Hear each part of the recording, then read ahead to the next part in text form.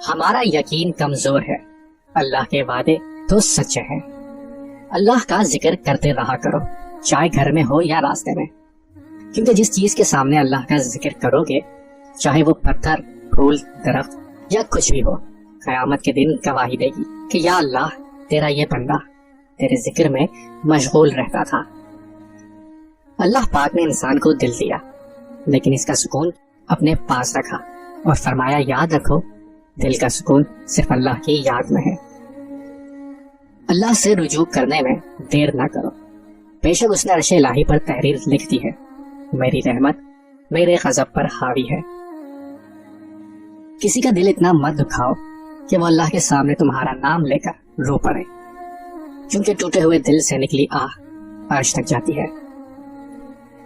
اللہ کی 4 رحمتیں جو انسان سے برداشت نہیں ہوتی: بیٹی، مہمان، بارش اور بیماری، اور اللہ کے 4 عذاب جو انسان خوشی سے قبول کر لیتا ہے: جہیز، سود، غیبت اور جھوٹ۔ بسا اوقات آپ سو رہے ہوتے ہیں اور آپ کے لیے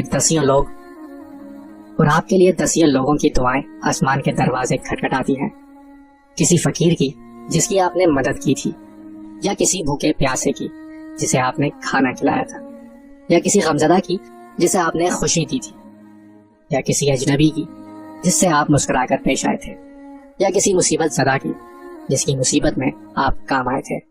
کسی بھی نیکی کو معمولی نہ سمجھیں۔ اللہ کبھی بھی دوسرا دروازہ کھولے بغیر پہلا دروازہ بند نہیں کرتا۔ جب تمہیں ذکر اللہ سننا اچھا لگنے لگے تو جان لو کہ تمہیں اللہ سے اور اللہ کو تم سے محبت ہو گئی ہے۔ دنیا میں سب سے زیادہ مطمئن لوگ وہ ہیں جنہیں اپنے معاملات اللہ تعالیٰ کے سپرد کرنے کی عادت ہو۔ لہجے کی سختی دل کی سختی سے منسلک ہے، اور دل کی سختی اللہ سے دوری کی دلیل ہے، اور جو اللہ کا مقرب نہیں وہ مخلوق کا مقرب نہیں ہو سکتا۔ آنسوؤں کا جاری نہ ہونا دل کی سختی کی وجہ سے ہے، اور دل کی سختی گناہوں کی کثرت کی وجہ سے ہے۔ سچائی اور نیکی کا راستہ دشوار ضرور ہے، لیکن منزل بہت خوبصورت۔ برائی کا راستہ بہت آسان سہی، لیکن منزل تباہی ہے۔ انسان کے 3 حصے ہیں، ان میں سے ایک حصہ اللہ کا، ایک اپنا، اور ایک حصہ کیڑوں کا۔ جو حصہ اللہ کا ہے وہ روح ہے، جو حصہ اپنا ہے وہ عمل ہے، جو کیڑوں کا ہے وہ جسم ہے۔